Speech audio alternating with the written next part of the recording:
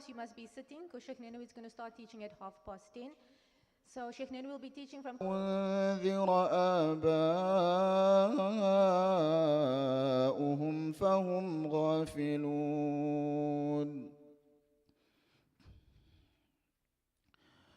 لقد حق القول على أكثرهم فهم لا يؤمنون إنا جعلنا في أعناقهم أغلالا فهي إلى الأذقان فهم مقمحون وجعلنا من بين أيديهم سدا ومن خلفهم سدا فأغشيناهم فهم لا يبصرون وسواء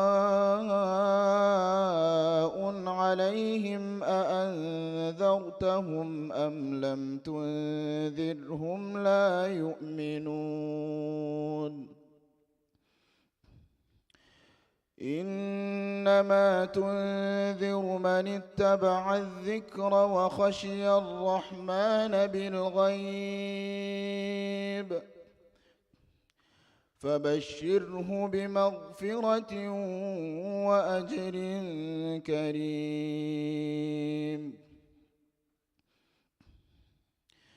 إنا نحن نحيي الموتى ونكتب ما قدموا وآثارهم وكل شيء أحصيناه في إمام مبين واضرب لهم مثلا أصحاب القرية إذ جاءها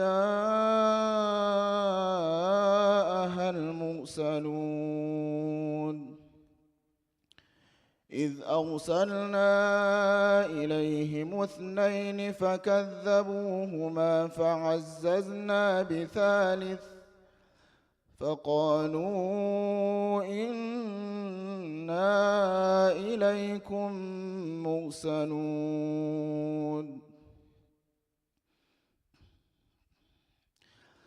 قالوا ما أنتم إلا بشر مثلنا وما أنزل الرحمن من شيء إن أنتم إلا تكذبون قالوا ربنا يعلم إنا إليكم لمرسلون وما علينا إلا البلاغ المبين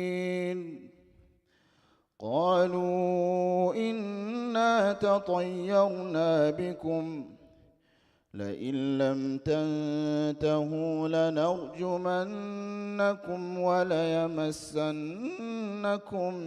منا عذاب أليم قالوا طائركم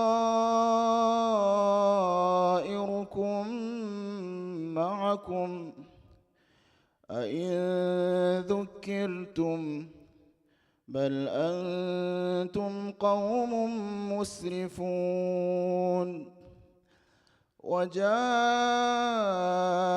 من أقصى المدينة رجل يسعى قال يا قوم اتبعوا المرسلين اتبعوا من لا يسألكم أجرا وهم مهتدون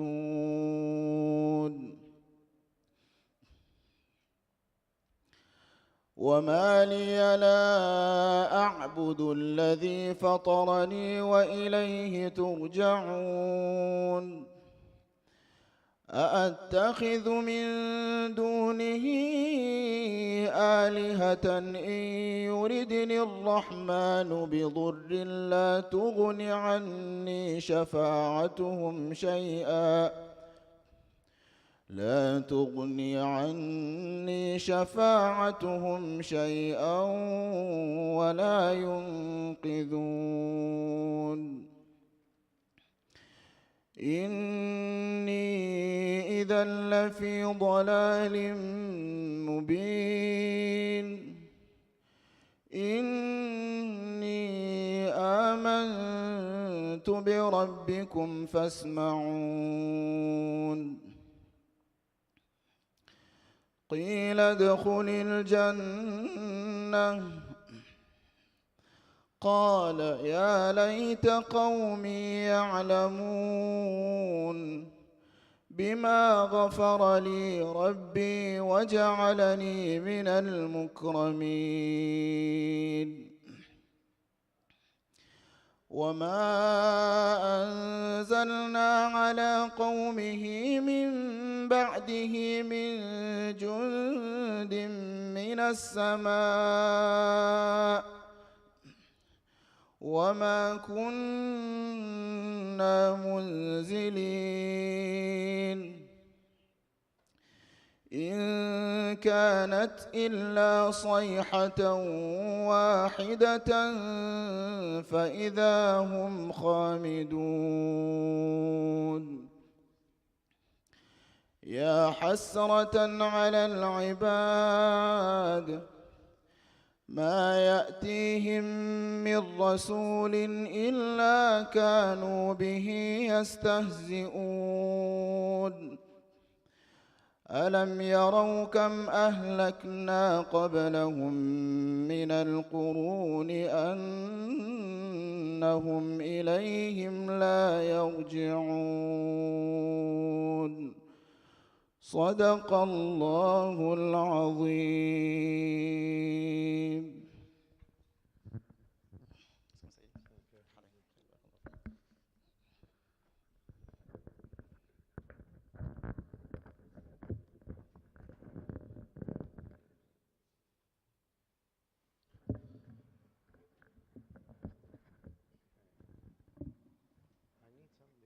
Stand here most of the time, so why don't you bring me the board here?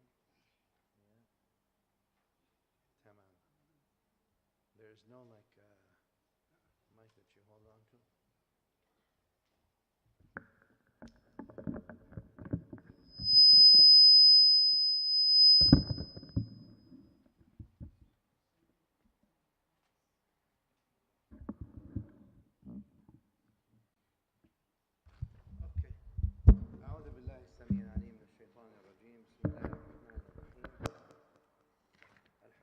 وصلى الله على سيدنا رسول الله وعلى آله وصحبه وأزواجه ومن والاه. السلام عليكم ورحمة الله وبركاته. The new students at Madina, raise your hands for this year.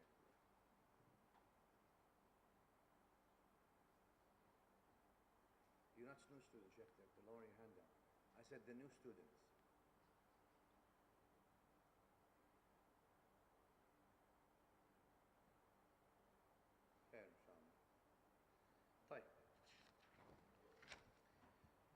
So, Bismillah ar-Rahman ar-Rahim, we're going to be studying together. So I hope you have this text first of all, right? You have the basic text and the other text. Does everybody have the text in English and Arabic? Yes or no? Speak to me. Yes. Okay, because I need you to talk. So everyone's got the text. So we're going to go through the text, right?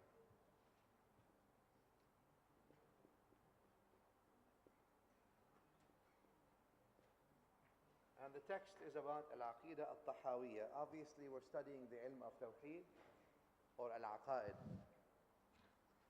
And we're going to have to go through a couple of things first to understand what the ilm of Tawheed is, or what the ilm of Aqeedah is, and why are we starting it as the first basic science that we approach in our Islamic studies.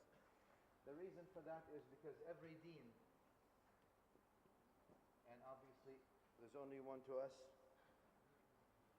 has three components: aqaid, ahkam, akhlaq. The first component of a deen is aqaid. Aqaid is what? a plural of Aqeedah. Aqeedah means matters of belief. So, creed. The first component of faith is creed. What do we believe in? Who do we believe in?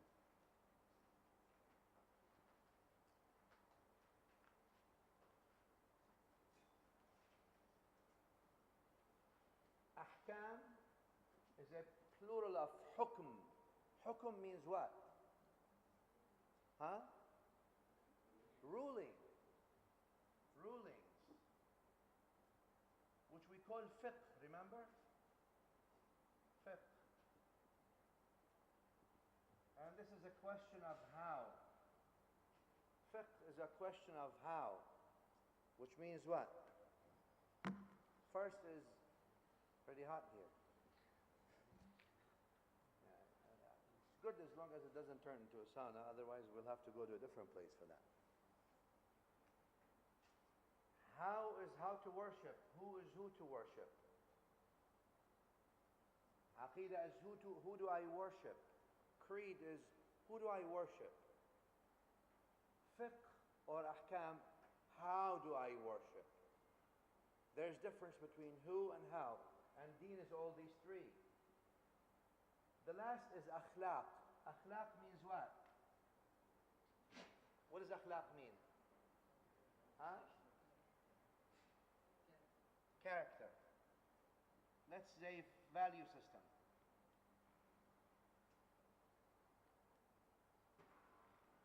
Deen consists of three things. Aqaid, which means creed. Ahkam, which are set of rulings. Akhlaq, value system. That's basically what a deen is. It's very important to understand it this way, otherwise it becomes difficult. Just put it in front here. You do whatever you want. Right? Pick up some.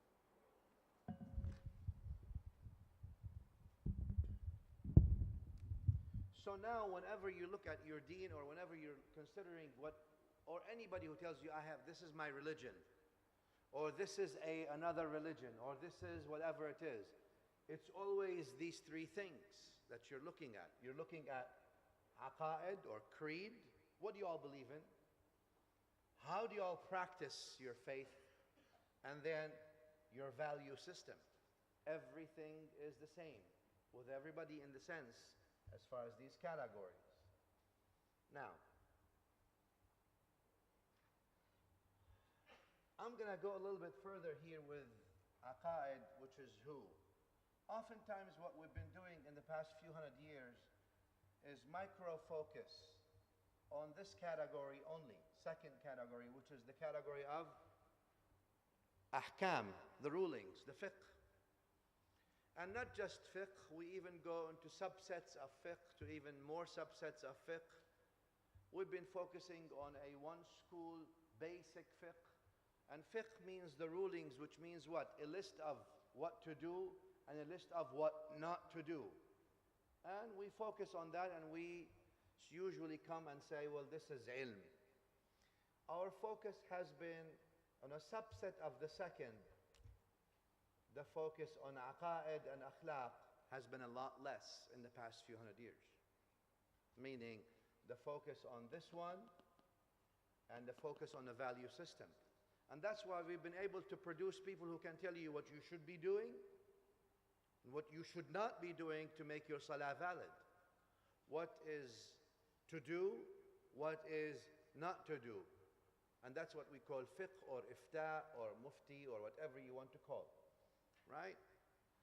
But we have been lacking a lot in issues of, in my view obviously, my estimation, issues of this compartment and also in the other compartment. I'm going to take you back, and the reason I put these things is because of the hadith of Jibreel. Today I'm going to have the first couple of hours at least, we're going to be going through intros, but this intro is very important for you, especially the students. You have to be tested on it and you have to do good on it. If you don't understand things now, you're going to have a hard time understanding them later. Because the ulum in Islamic studies are cumulative. You build one on the other, one on the other. It's, all right, so, and therefore you need to ask if you don't know, or if you have a problem understanding. Feel free just to raise your hand and ask. You remember the hadith of Jibreel? When Jibreel came to the Prophet ﷺ in the form of a man, and he sat in front of him and he asked him four questions. Three of them was, what is Islam? What is? So what I want you to think here is exactly the same. What is Islam? What is Iman? What is Ihsan? That's how you divide them all. Iman is a matter of faith, aqaid. Islam, a matter of ahkam. Because in Islam, what did the Prophet ﷺ say after the shahadatain? He says, you testify La ilaha illallah Muhammad Rasulullah, then you do what? What are the five? Iqamatul salah, ita'ul zakah, Sawm Ramadan, Hajjul Bayt, right? So these are the rulings, right? How do I, Iman is what? An tu'mina billahi wa malaikatihi wa kutubihi wa rusulihi. This is what we're doing, aqaid, a creed, that you believe in Allah and His angels, in His books, in His messengers, and in the Day of Judgment, right? All right, and how do I practice these rulings? Well, you fast, you do pilgrimage, you give zakah, and you pray. Then he asked him, what is ihsan? And what did he tell him ihsan was? What? That you worship Allah as if you are seeing Him. If you're not seeing Him, He sees you. That's a value system, meaning what? You worship Him through your aqaid and through your ahkam as if you're seeing Him. So you believe in Him as if you're seeing Him, and you pray to Him in ahkam as if you're seeing Him, and you do zakah as if you're seeing Him, and you do siyam as if you're seeing Him, and you do hajj as if you're seeing Him, and you believe in His Rasul as if you're seeing Him, and you believe in the Day of Judgment as if you're seeing Him. Do we understand each other? All right, these things are very important, and these are foundation. All right. With this now, so we understand now then aqaid is creed, and it's a who versus a how. Who means what? Who do I worship? Who is worshipped? Aqeedah talks about who is worshipped. Ahkam talk about how do we worship? What makes my salah valid? What makes my siyam valid? What makes my zakah valid? What do I need to do to have wudu correctly? That's all ahkam or ruling. All right. Who is the question of who is Allah Ta'ala? Why is He worthy of worship? Why nothing else is worthy of worship but Him? How do I know Him? How do I be close to Him? What is permissible for me to believe about Him? What's not applicable to Him, subhanahu wa ta'ala? What's not permissible? All these things are matters of aqeedah. Once you do aqeedah, you move to ahkam. Imam al-Ghazali has a nice saying. He says, لا تصح العبادة إلا بعد معرفة المعبود. Ibadah is not valid until you know who you worship. How to worship is not valid in a sense, in a complete sense, until you know who you're worshiping. If you don't know who you worship,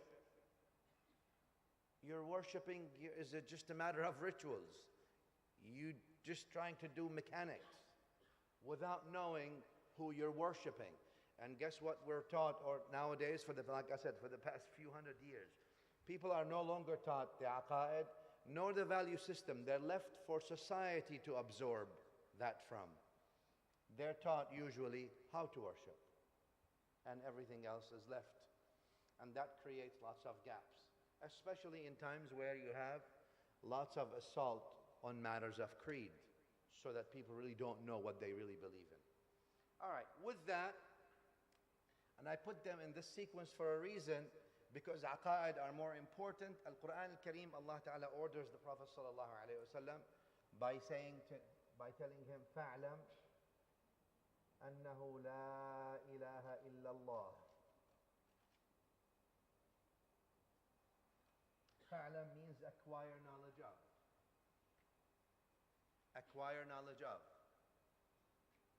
Acquire knowledge of. Have ilm of. When we say fa'lam, there's ilm. Ilm means knowledge. Fa'lam, acquire knowledge of. La ilaha illallah. So la ilaha illallah here is not a statement that people say. Tell me.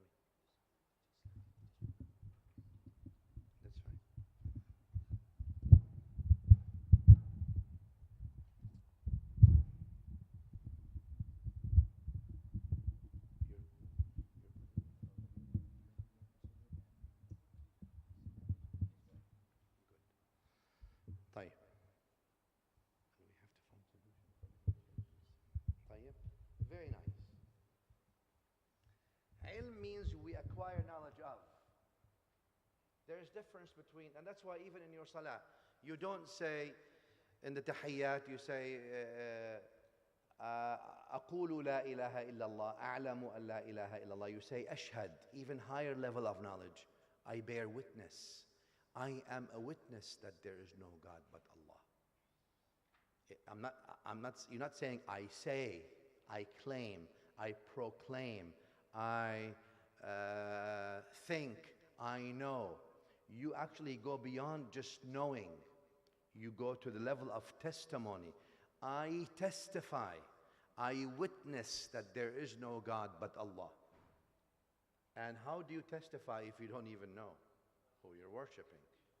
Your testification is then problematic in the sense that you don't really know what you're saying. You're just saying, you're not really testifying. All right? So this is as important. That's why the ilm of aqaid is extremely important, and it's more important than the ilm of ahkam and the akhlaq by definition. Sure, Islam wants you to have value system, wants you to know your fiqh, but all that stuff doesn't mean anything if you don't understand your aqaid well. Right? All right, so don't worry about the way we shifted things in the past couple of 100 years, where we make value, let's say, on people who memorize the Quran rather than people who internalize the Quran. Makes no difference.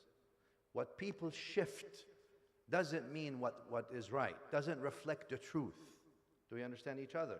That's for jobs in the dunya and positions in the dunya, but not in the akhirah.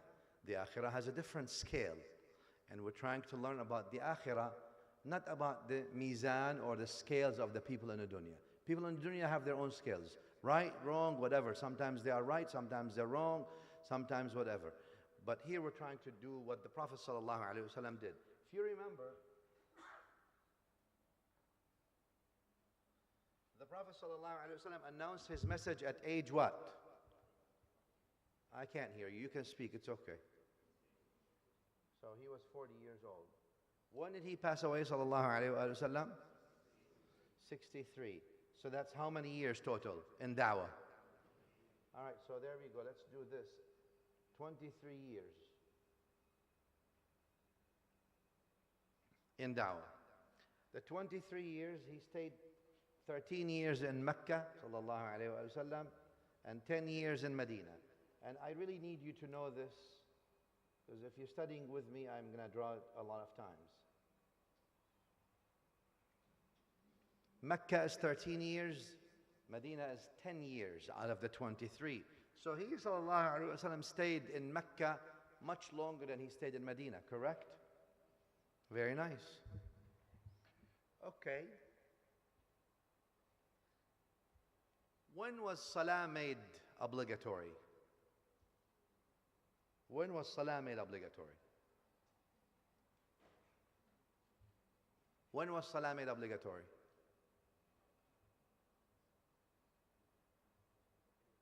Tell me. Come on, somebody needs to know. Huh? When was Mi'raj? No, I don't want people who have been exposed. So don't make yourself known in front of others who don't know, just because you've seen it 15 million times. Give others a chance. It's not fair. Yes. When was Isra wal Mi'raj? In Mecca or in the Meccan phase or the Medinan phase? I can't hear you. Meccan phase. When? The beginning, middle, or end? Huh? You haven't taken seerah, obviously, and you haven't taken it in the, okay, you haven't taken it here, but you haven't taken it at the masjid? Right, towards the end of the Meccan phase, basically either a year or two before the prophetic migration. So I put this line here. This line here is for what? For hijrah. Hijrah means what? Migration. So just a year almost or so before the Prophet ﷺ did migration to Medina, that's when Salah became obligatory. How about Zakah? Who knows when Zakah became obligatory? You can raise your hand if you know. Not you, Aisha. All right, second year of Hijrah. Second year of Hijrah. What I'm trying to say here is, just so we pay attention, this point here is the beginning of our Hijri date. This point here is the beginning of our Hijri calendar. Today we are in what year Hijri? 14 what? 1440. And that means what? It was starting from here on, and we are now in 1440. That means it was what? It is 1430 years, you minus 10 out. It's 1340 years after the prophetic departure. But it is 1440 from the point of Hijrah. That's what it is. And it's important for us to understand these components. All right, very nice. So Zakah was made obligatory in the second year of Hijrah, or after Hijrah. When was Hajj made? When did the Prophet ﷺ do Hajj? What year? Who knows? Huh? Who knows? How many times did the Prophet ﷺ do Hajj? Once. Okay, that's a good beginning now. When was that? In Mecca or Medina? Medina. When? Towards the beginning, middle, or end? End. Year 10th of Hijrah. So almost a year before the departure of the Prophet ﷺ. Do you see what I'm trying to tell you here? Look, Hajj came here, Zakah here, Salah here. What was the Prophet ﷺ doing from the beginning of Dawah almost up until the end of the Meccan phase? If there was no Salah made obligatory, no Zakah, no Hajj was made, what was Dawah for almost 13 years? Huh? What is the message? This is Islam. Aqeedah, ahkam, and akhlaq. What was he sallallahu alaihi wasallam then doing in those 13 years? What was he talking about? Huh? If ahkam came that late, if the rulings came late, what was he doing then as far as when he says spreading the deen? I don't understand what you mean. What is deen anyway? What is deen?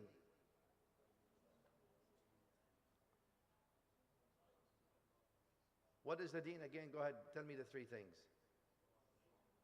Aqeedah, ahkam. What is ahkam? Rulings. So rulings came late. So then what was he teaching sallallahu alaihi wasallam for more than 10 years then? If rulings came late, what was he teaching of the deen? And what else? Value system. Do we understand each other? That's very important to understand. So you see, it doesn't mean that they were not practicing anything, they were, but these things were not made obligatory. What was taking the whole chunk of all these years, day and night?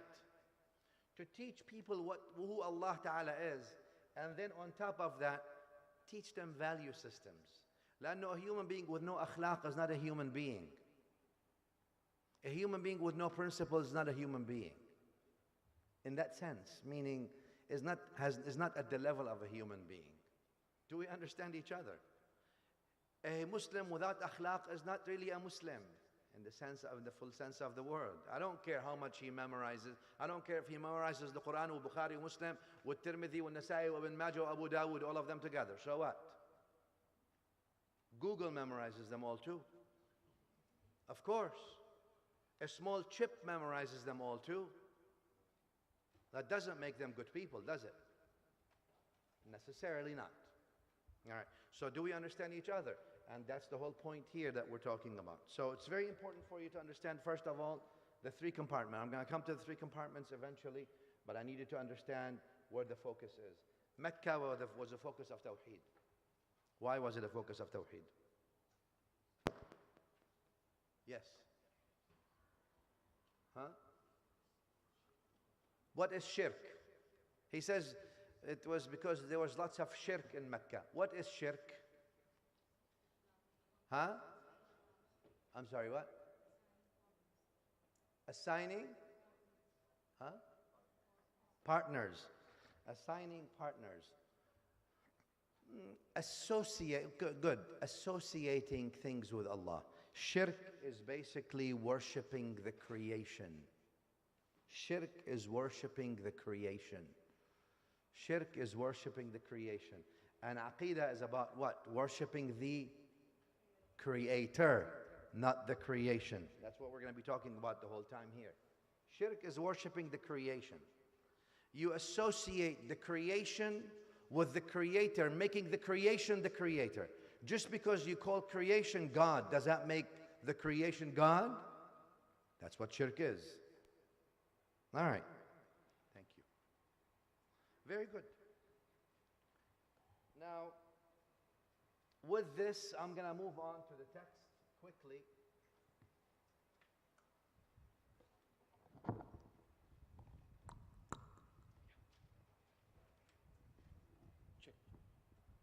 We're going to spend most of our time this week, inshallah, talking about the first and the most important. The first and the most important. Just like the Prophet ﷺ stayed 13 years in Mecca teaching his Sahaba Tawheed. 1, 2. Right? We are also going to spend more time on this. Once you know your basic Aqeedah, Tawheed, Ahkam, ruling comes and falls in naturally. Value system, that's what we call tazkiyah and ihsan. That is a lifelong process of refinement. Value system is a system, or ihsan, akhlaq here, is issue of refinement. Nobody can be refined overnight. Things don't happen that way. Parents take 2 decades basically to try to bring refinement to their children. And sometimes they don't succeed. And even longer than that. Yes.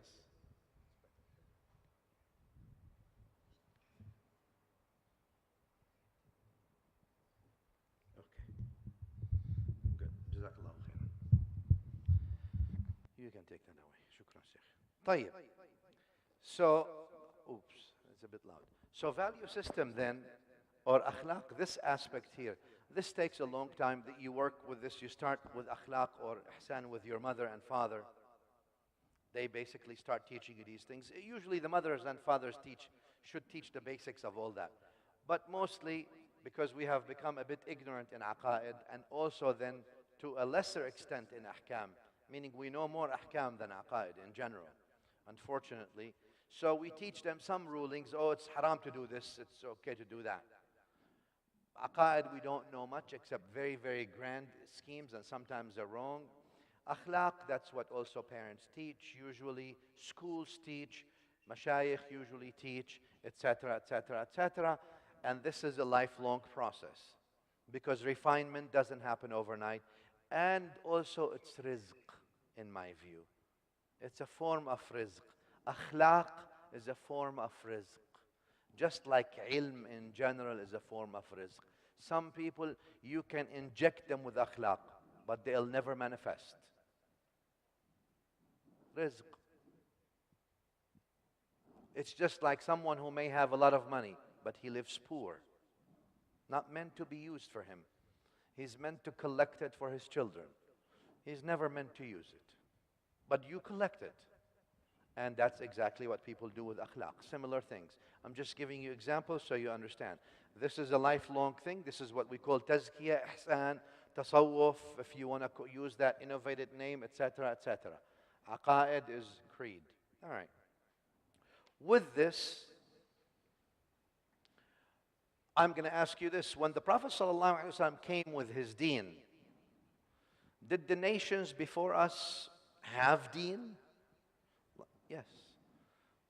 Did he come to renew ahkam? What was the most focused, or the focus of the Prophet ﷺ? Aqeedah, ahkam, or akhlaq? Huh? Which? Aqeedah or ahkam? Or akhlaq?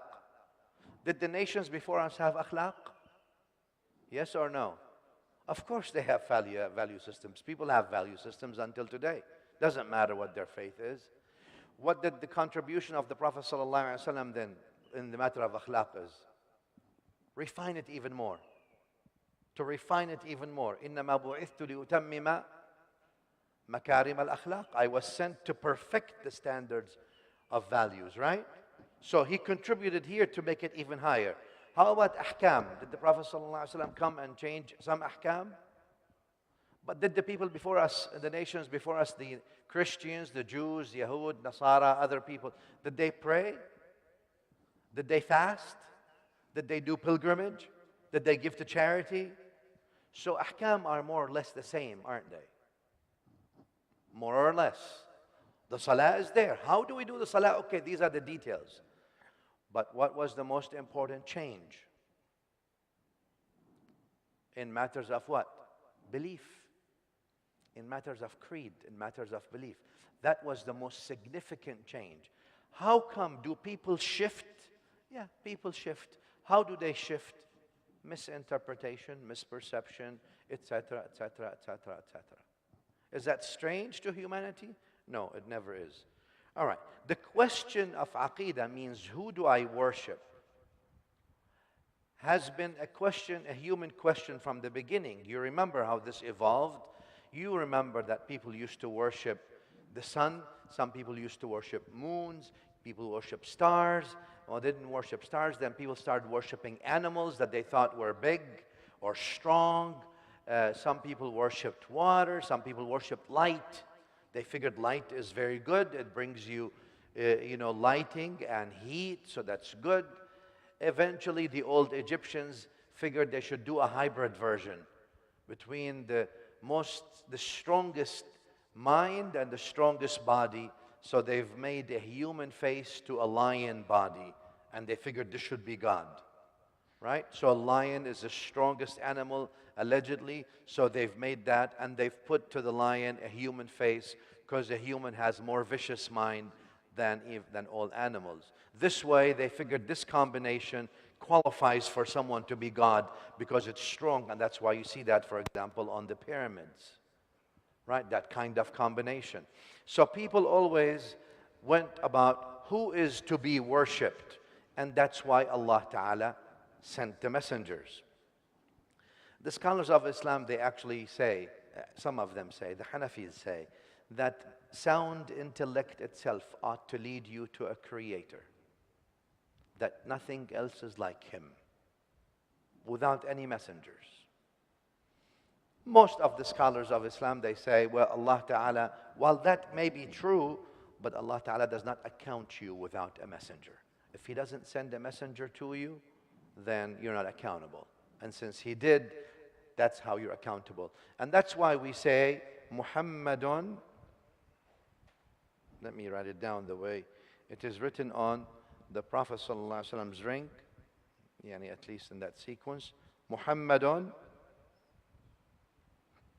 Rasulullah.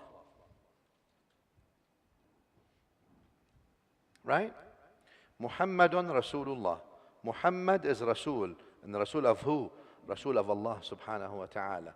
So Muhammad is the one who is guiding you to Allah. Muhammad sallallahu alayhi wa sallam is taking you to the who. to Allah.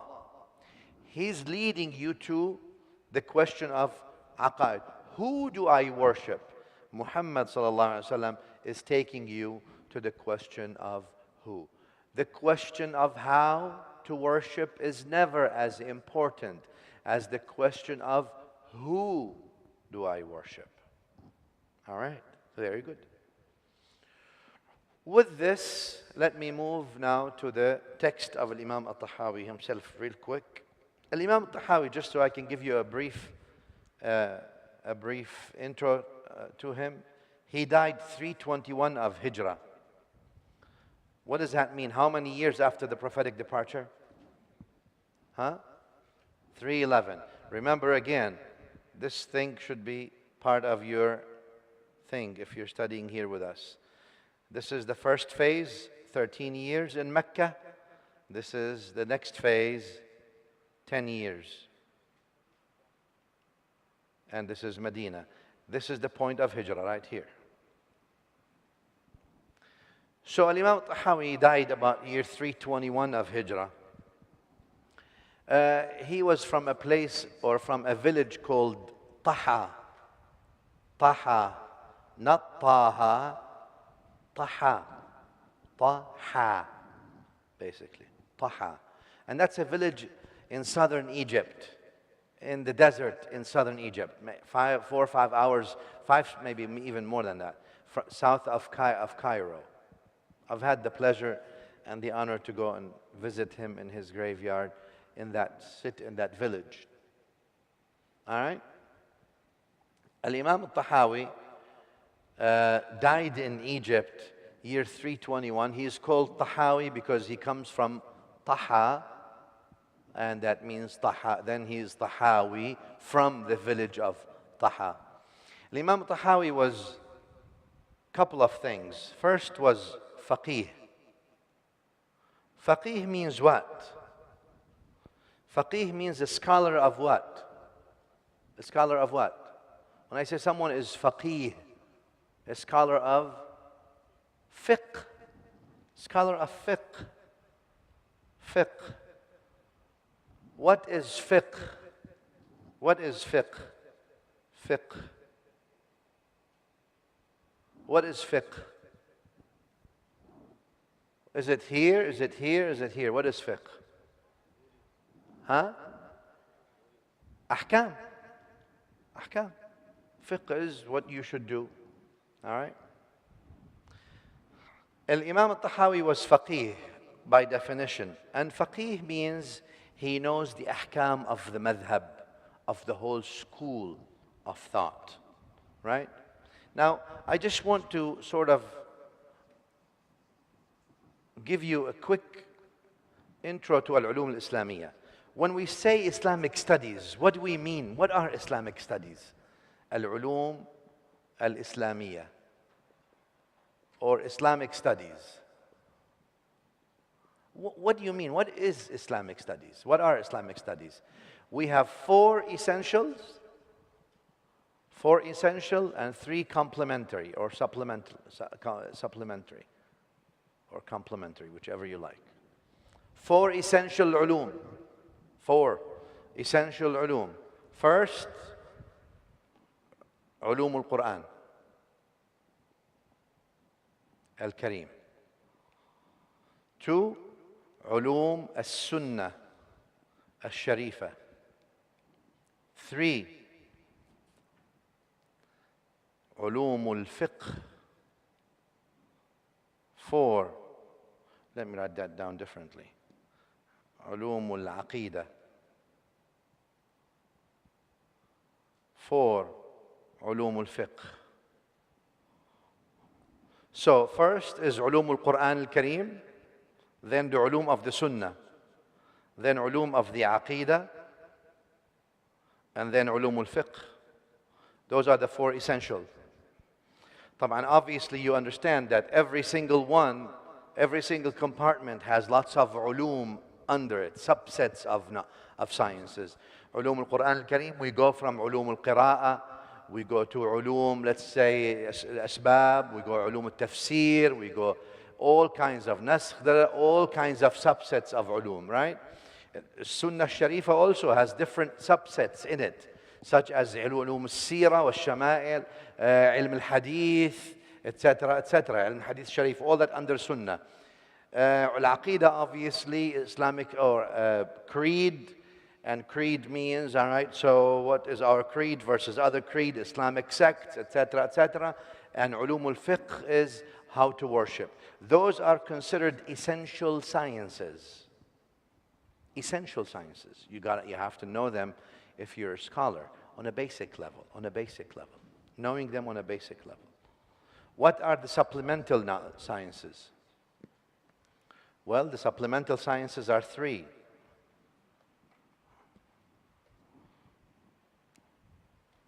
One, علم الأصول, which is the science of legal theory. Science of legal theory. What do you mean legal theory? Okay, so for example, you ask me, is doing a niyyah, is having a niyyah before, at the time the first drop of water touches your forehead, at that point, bringing a niyyah in your heart of wudu, is it obligatory in the Shafi'i versus the Hanafi? I say it is. What if you don't make that niyyah? Then your wudu is not right. So what did I tell you now? I told you what? I told you that you have to have a niyyah. You asked me right at the second where the drop of water touches your forehead, not before, not after. Right? If you're a Shafi'i. Well, that's a fiqh. Usul fiqh is, how did I come to that conclusion? What's the legal theory behind it? What's the scientific methodology behind it? Right? I'll tell you what. I'll tell you the usul of that is the prophetic hadith, إِنَّمَا الْأَعْمَالُ بِالنِّيَّاتِ. Deeds are judged by intentions. You want to make wudu, well, it's judged or hinges on your niyyah. The beginning of wudu is when the water touches the face. Hence, your niyyah must start exactly at that point. That's my legal theory. That's ilm al-usul. We're going to study that, but I'm just trying to introduce you to the difference between fiqh and usul al-fiqh. Are we on the same page? If you don't understand, you need to raise your hand and question me. All right. We have another ilm in the supplemental or complemental. It's called ilm al-lugha al-arabiyyah, the Arabic language. Now, is it important to know the Arabic language to be a Muslim? No. To be a good Muslim? No. Is it important? Can you be a good Muslim being Russian? Yes. Is it important to know the Arabic language if you want to be a scholar? Of course. Do we understand each other? Very nice. Why? Well, because the two usul, or the two foundations we have, are all in the Arabic language. Al-Quran al-Kareem is in the Arabic language. As-Sunnah Sharifa is in the Arabic language. Without knowing the Arabic language, you will not know the ways that Allah Ta'ala revealed the Quran in, as far as the linguistic aspect is concerned. Now, when I say knowing the Arabic language, I don't mean being a native speaker of the Arabic language, or the ability to converse for non-Arabs in Arabic. Absolutely not. That's not what I mean. I mean by knowing the Arabic language, knowing its absolute knowledge, which is ulum al-bayan. So every single one of these things have different subsets behind them, right? Al-bayan, right? طبعا علوم البلاغة, al-badi'. So we have different sets, علوم البيان, علوم البلاغة, علوم البديع, etc., etc. Right? All these things that we know them. This way we have understanding of the Arabic language, the sentence construct, why, where, and which is more eloquent. There is difference. It's not simply the ability to read or understand, let alone to converse in the language. It's just a science like any other science. Do we understand that? Okay. We have also another set of ilm here, is at tarikh was siyar. So, history, Muslim history or history. I don't like to say Islamic history, I like to say Muslim history. Because Islamic becomes a bit problematic. Then I'm conferring Islam on history versus Muslim history. There's good, there's not so good sometimes. Muslims are human beings, right? So we know our history and biographies. Now all these 7 different disciplines constitute what we call Islamic studies in general. Islamic studies in general. These subsets of sciences, all right, or these disciplines. And every discipline has multiple subsets. I mean, some of them have 10, 20 subsets of different specializations where people specialize all their life in just one. Do we understand each other? All right, and that's important. Why? Because sometimes we belittle things, you know, because we think that we can just go to study for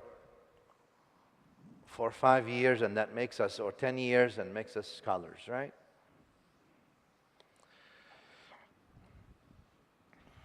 So if I was to tell you somebody has a PhD, what's your next question almost immediately? Huh? In what? I tell you in everything. How about that? You start laughing at me? That's exactly what I do when someone tells me I know all the sciences. Do we understand each other? Somebody tells me I know.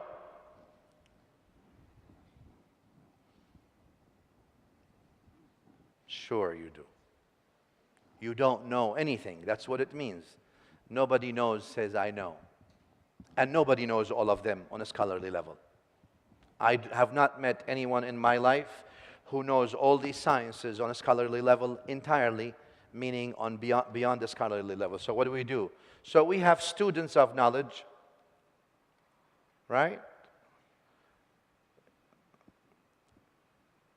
And students, PhD is probably a beginning level of students of knowledge. I'm not trying to make it beyond the scene. I'm telling you exactly the reality because I see some people are having grins on their mouth. They think I'm just joking. I'm not joking. A PhD is about what, 4 years bachelor, 2 years master, another 3, 4 years, so about 10 years. Yeah, you're just getting your feet wet. You're a student. I'm not calling you a scholar just because you have a PhD. You're not a scholar yet, right? I used to be in hiring committees for the University of Georgia. Somebody comes with a PhD. I don't consider him a scholar. What's your research in, son? What did you do? What's your post-PhD research in? I mean, what did you do? Which science did you actually specialize in? And what's your subspecialty in that? And what's your research? And once you do that, you hire them as an instructor first, maybe. Then assistant professor, associate professor, right, et cetera, et cetera. You don't hire, they're not professors yet. They're not scholars yet. It takes them years of work to become a professor. Doesn't it, Maulana Asghar, who's doing, mashallah, a wonderful job, but except he's not doing it full-time yet, so I'm hoping that he does sometime soon. Because it doesn't work. You can't love 2 people at the same time in 2 different hearts. ما جعل الله لرجل من قلبين في جوفه. A committed student at this level becomes a scholar, sure. Right? A student eventually, that person who became a teacher at the university eventually becomes a professor after many years of what? Research, active research in the same subject becomes a scholar. You can say so-and-so now as a scholar of this, in this discipline. Are we on the same page? After scholarship, you go to mastery. So-and-so is a master in this issue. You go an expert, maybe, and then you go to authority. And that's in one discipline versus others. Do we understand each other here? I have not met anyone who is an authority in any of these things, except maybe partial in my life, in the whole world. And there may be some people, but I don't know them. Authorities, I'm speaking like Abu Hanifa, Al-Shafi'i, Al-Bukhari, Muslim, people like that, people of that caliber. Do we have people on this level, scholarly level? Yes, not many. Not many. Do we have people on this level? Yeah, more. Where are we? Right here.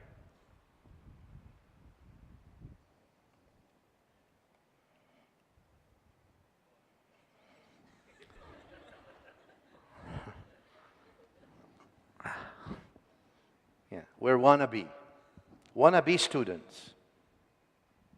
Right? We want to be at this level.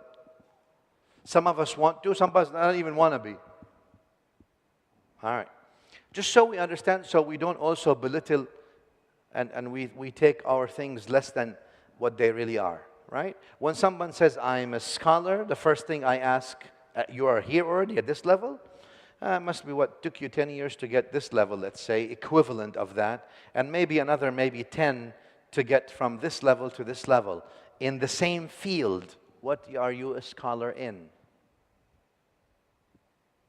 And what have you contributed to scholarship that was not there? Or articulated in scholarship that was not articulated before? Because scholarship doesn't mean the regurgitation of memorized information. Scholarship means understanding the scholarship and specializing in one thing where you've added to scholarship or articulated in a way that was not done before. Do we understand each other? Very important. Okay. With this, Al-Imam Tahawiyyah rahimahullah ta'ala was a faqih. Faqih means a scholar in fiqh.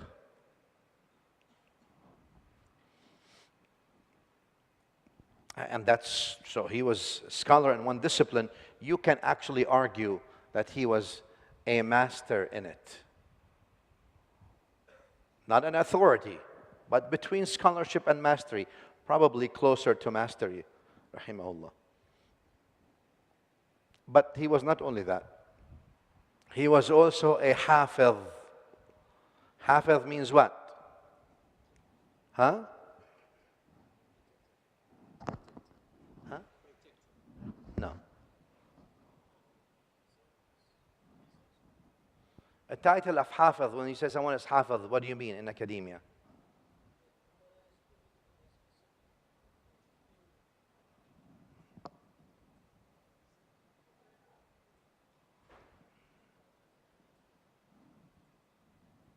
When you say someone is al-hafidh, what do we mean in academia, in Islamic circles? What do we mean by that? Someone is hafidh, what do we say? What does that mean? Huh? Of what? Whatever? No. That's the answer to that is whatever. Memorizer of the prophetic hadith.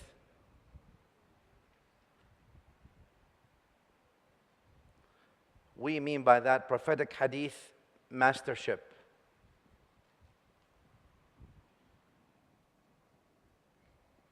Someone who is at a mastership level here in the science of the al-hadith sharif, the prophetic hadith, is then called hafidh or al-imam al-hafidh or al-hafidh. Well, Imam al-Tahawi was hafidh in hadith. That's a big level. And the strange or the interesting thing is that he's combining mastery in two disciplines, which is not very usual for human beings. You either have to be, that claim of having interdisciplinary mastership is either an insane claim or someone who's extremely genius. And this man was like that. So he was faqih and he was a hafidh in the sciences of hadith. But he also did what? He also wrote texts in Aqeedah, or a text in Aqeedah.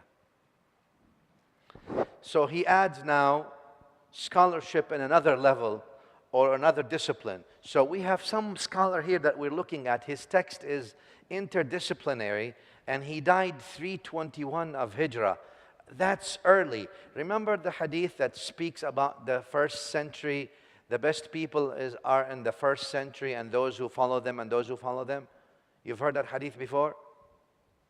Well, he's in that 3 centuries, first 3 centuries. So that gives him an extra sort of presence because of his scholarship and where he was. Today, we are 1440. He was 321.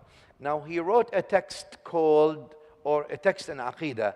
We called it Al-Aqeedah Al-Tahawiyyah. He didn't call it that way. It's just a text of Aqeedah he wrote. But what's interesting about the text of Aqeedah that he wrote is what As-Subki and other scholars that came after him said. And they said that the text of Al-Tahawi is agreed upon by all Sunni Muslims or by Muslims of Ahlul Sunnah wal Jama'ah everywhere with no disagreement. The beauty of the text of Imam Tahawi is this. It is the first text in Aqeedah ever written by a scholar of Islam that is authenticated to him, that's agreed upon by all. Let me say it again. The beauty of this is that the text of Imam Tahawi is the first authentic Aqeedah text ever written by a scholar that's agreed upon its authenticity and agreed upon its content, both. What's the first text in Aqeedah ever? Huh? What's the first text in Aqeedah? He says Al-Fiqh Al-Akbar. What's the first text in Aqeedah? Huh? Al-Quran Al-Kareem. Al-Quran Al-Kareem is the first text in Aqeedah and the most important text in Aqeedah. What's the most important text in fiqh? I can't hear you. What's the first important text in fiqh? I still can't hear. What's the first important text in fiqh? Al-Quran Al-Kareem. What's the first important text in seerah? Al-Quran Al-Kareem. What's the first important text in akhlaq? What's the first text in ahkam? What's the first text in aqaid? I'm not talking about that because Al-Quran is from Allah. I'm talking about a human written text. The first text that's authentic is Al-Imam Tahawi's text, though he died 321. So we're about, 1,200 years away from him or so, 11 some hundred years. So we're looking at a text that's about 1,200 years old. But I need to also, because he mentioned Al-Fiqh Al-Akbar. Al-Fiqh Al-Akbar is written by Abu Hanifa rahimahullah ta'ala. And Abu Hanifa, obviously, as you all know, is older than Imam Al-Tahawi. Imam Abu Hanifa died about year 150 of Hijrah. So almost half. But why aren't we going to Al-Fiqh Al-Akbar first? We're going to Al-Tahawi text. Because Al-Tahawi text is agreed upon its authenticity by all to Al-Imam Al-Tahawi himself. And it's agreed upon its content. Al-Fiqh Al-Akbar is contested as far as authenticity to Abu Hanifa. The Hanafis say it is authentic to Imam Abu Hanifa. Non-Hanafis say it's not authentic to Abu Hanifa. So it's not agreed upon. At-Tahawiyyah is agreed upon. Do we understand each other? In the back there, I can't see you. Are we on the same page? Okay, good, because I need to hear something. Okay, good. With this, let's go to the text. Let's go to the text. So now Al-Imam Al-Tahawi himself, who's a scholar in hadith, a scholar in fiqh, is writing also about the aqaid, and he's a scholar that has dignity as far as, and credibility as far as his scholarship, And he, rahimahullah ta'ala, by the way, Imam Tahawi was a Shafi'i faqih first, and then he switched his madhab to becoming a Hanafi faqih. Right? Okay. So he starts saying, he wrote his text, and again, like I said, this text is important. For those of you who are taking the course with us, I need you to memorize chunks of it in Arabic and also in English, meaning the meanings in English. And we'll go through there, inshallah ta'ala. So,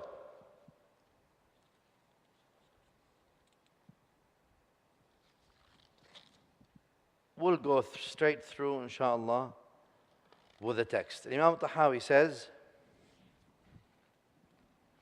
بسم الله الرحمن الرحيم وبه نستعين الحمد لله رب العالمين والصلاة والسلام على سيدنا محمد وعلى آله الطاهرين. قال العلامة حجة الإسلام أبو جعفر الوراق الطحاوي. So his name is Ahmad bin Salama. That's his name. Abu Ja'far. Abu Ja'far means the father of Ja'far. Right? Abu means father of. So his name is Ahmad Abu Ja'far At-Tahawi بمصر. Misr means Egypt. You have the text in front of you. Rahimahullah ta'ala. He said, هذا ذكر بيان عقيدة أهل السنة والجماعة. This is the announcement of the Aqeedah. عقيدة أهل السنة والجماعة.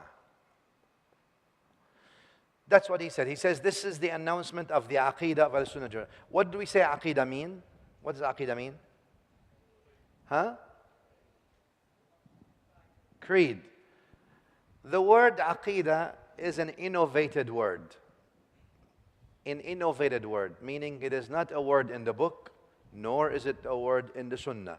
We don't have any word in the book, in the Quran that says Aqeedah. We don't have any word in the Sunnah that says Aqeedah. Why did we use it? I don't know.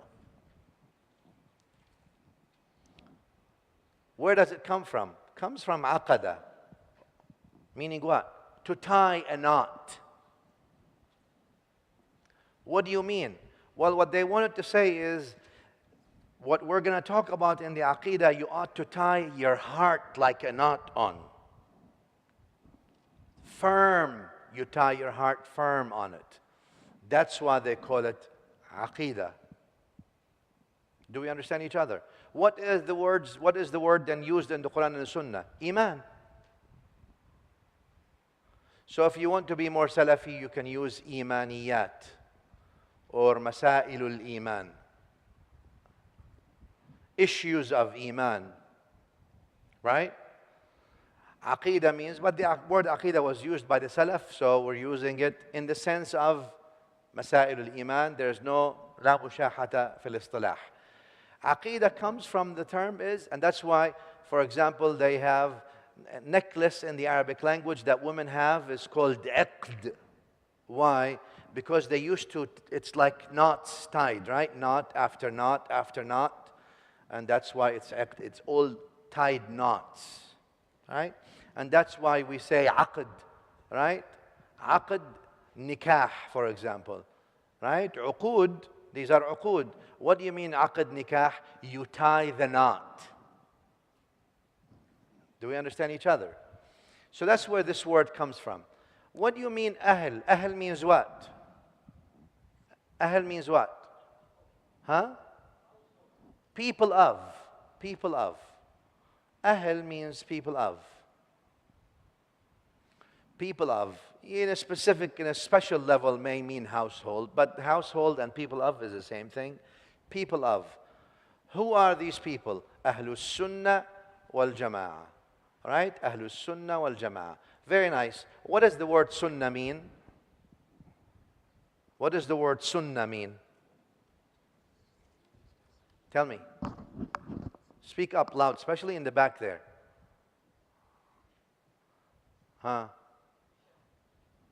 What does the word Sunnah mean? Tomorrow, make space for me so I can go through. Right? Don't block this like that. So make space so I can go through and see these people in the back who are playing. If you're here to play, it's going to be sad times on a test, especially if you're a student. What does the word sunnah mean? Yes, ma'am. Saying and actions of the Prophet ﷺ. Who agrees, who disagrees? Who agrees with her? Raise your hand. Who disagrees with her? Yeah, in the back there, tell me. What's the sunnah? Yes. Huh? Okay.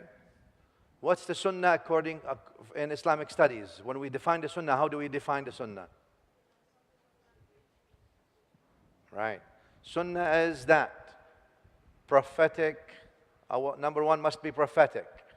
What the prophetic sayings, prophetic actions, and prophetic tacit approvals or approvals.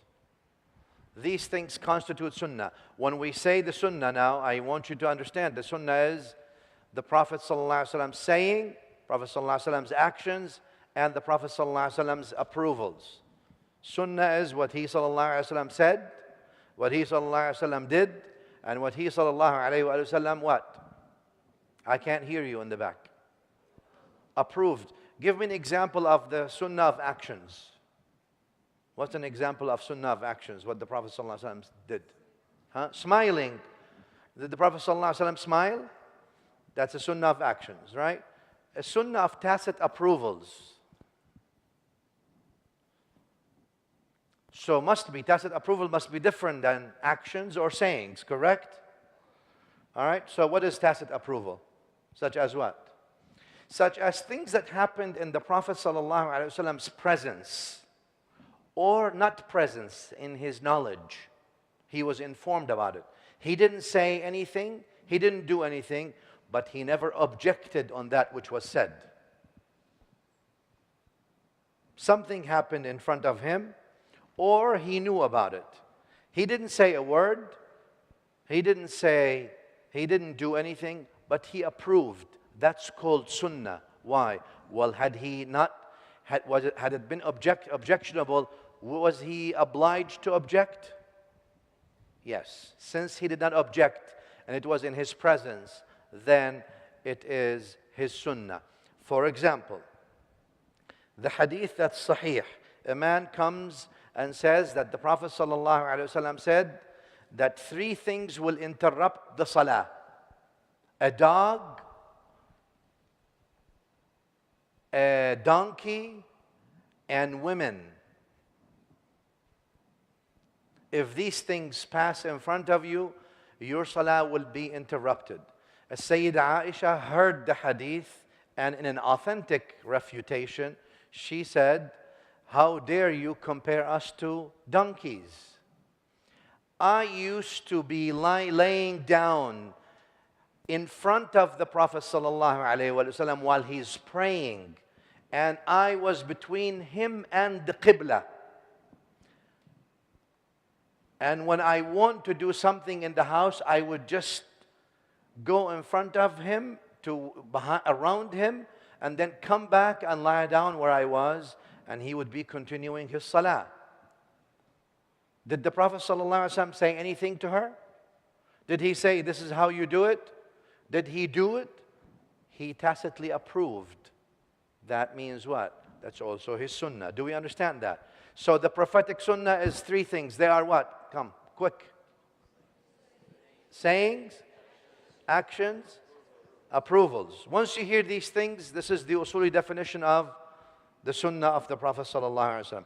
So when we say we are the people of Ahlus Sunnah, means the people who are what?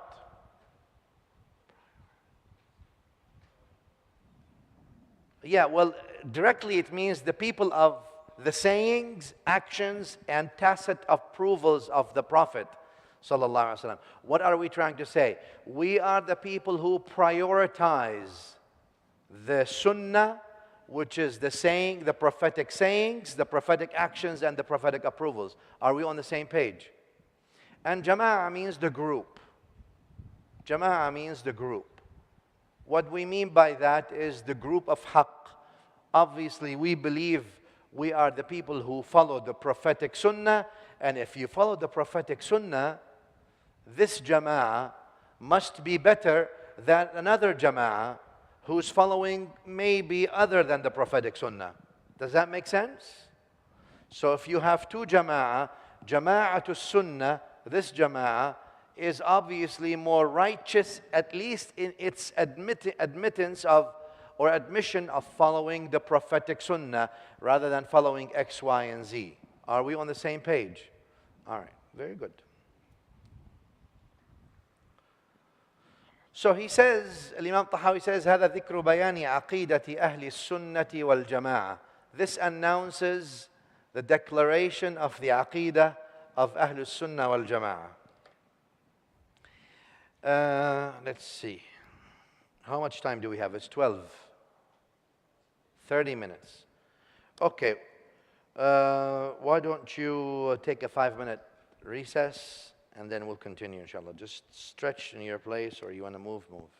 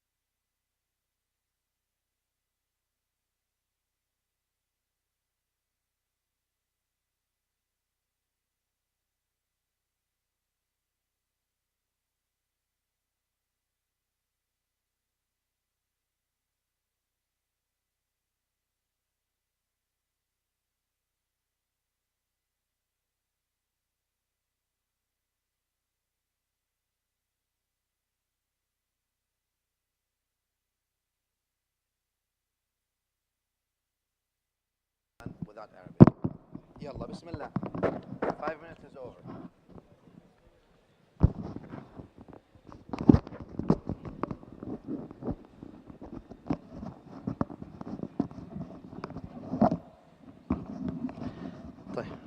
It's okay. It's okay. So I got it. طيب أعوذ بالله من الشيطان الرجيم بسم الله الرحمن الرحيم. So a question came during the break which is important to address. He says Ahlus Sunnah are those who claim to follow what? This Jama'ah claims to follow what? Sunnah means what? They claim to follow the prophetic what? Sayings, prophetic actions, and prophetic what? Prophetic approvals, right? So he says then, what do you call other, this is Jama'ah to Ahli Sunnah. What do you call other Jama'ah who still proclaim Islam? We call them Ahlul Bid'ah, the people of innovation.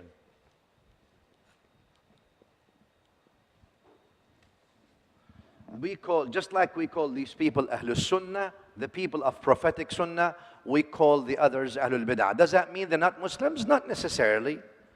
Bid'ah could be something that takes people out of Islam, or could be something that's innovated within Islam, but not prophetic. Why are we saying innovated? We're saying what? It's not prophetic. That's what we're saying from our perspective. Does that make sense to you? All right, is that slandering of others? No. We're trying to say, in our view, in our academic view, we are holding ourselves to the bar of the Sunnah. And we see you deviating from the Sunnah, so we call it as we see it. And we don't mean the practices of the individuals here. What we mean is the scientific methodology. Do we understand each other? I don't mean Ahlul Sunnah, yani means any person who's Ahlul Sunnah is actually following the Sunnah. Because a lot of them follow more bid'ah than Sunnah, nowadays anyway. What do I mean? I mean the scientific methodology. The basis upon the understanding of this group is based on the Quran and the Sunnah, rather than anything else. Does that make sense? All right. With this, I need to go back in history real quick to explain a few things. I don't know if we can do that now, or maybe I can delay it till when we have more time. Probably that's better. If you remember, I told you Deen has 3 compartments, correct? And they are what? What's the first one? Aqeedah, Ahkam, Akhlaq. If you understand that, you know that well. When it comes to Aqeedah, matters of Aqeedah, Muslims insist on this. Number 1, matters of belief must be straight from the Quran. Right? Al-Quran al-Kareem. And the second thing is, the second source is the prophetic Sunnah. Now, when I say the Quran, I also mean the Quran that was revealed on the Prophet Muhammad sallallahu alayhi wa alihi wasallam in the Arabic language, that's understood through the Arabic language rules and ulum, al-balagha, eloquence, badi', bayan, etc., etc. I don't mean applying Russian grammar to the Arabic language. It doesn't work. I don't mind the Russian language. But there's a problem if you apply that to the Arabic language. There's a problem if you apply Armenian language to grammar to the Arabic language. We understand the Arabic language through the means of the Arabic language itself, and how Allah subhanahu wa ta'ala in the Quran mentioned it, and how the Prophet sallallahu alaihi wasallam then explained it. Aqeedah comes from 2 sources, only Al-Quran or the Sunnah of the Prophet alayhi wasallam. Now, I need to take you to a bit, an usuli concept here is the issue of thubut and dilala. Thubut and dilala. Thubut and dilala. Thubut and dilala. Thubut means the existence of a text.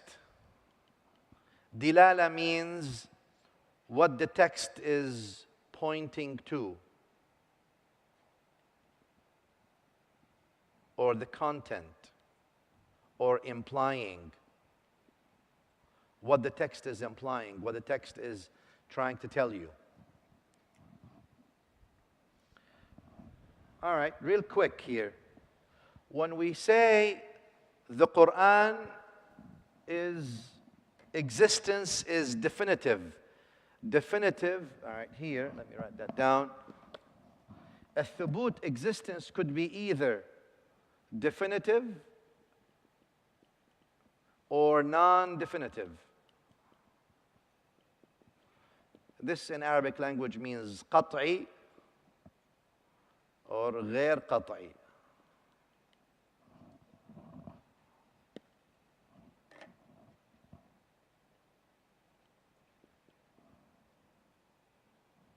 الدلالة means محكم غير محكم أو متشابه. يعني unambiguous, ambiguous. This is very important. I need you to know it. I'm going to test you on it as well. Bismillah ar-Rahman ar-Rahim. Drinking standing is in Sahih al-Bukhari, right? Aywa. This is for the new ones. Those who know me, they already know.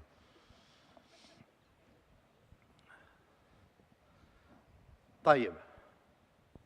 So, when I look at a text, I look at a text from 2 points. Either from a point of existence, does this text exist? Is it there? And then also, what is this text saying? Is the content of the text ambiguous or unambiguous? Is this text exist definitively or non-definitively? Are we on the same page? All right, let me ask you this. When I say the text of the Quran, does the text of the Quran exist? Does it exist in a definitive or non-definitive way? I know you're saying that, which is good. Why definitive? Because the transmission, the mode of transmission, the mode of transmission is definitive. How so? If this was a Nabi, sallallahu alayhi wa sallam, and then in the first layer he told many Sahabas, right? Hundreds of Sahaba, this Quran. Those Sahaba, in turn, they told the next layer, the Tabi'een, much more of them. And those told even more people after them. And then even more after that.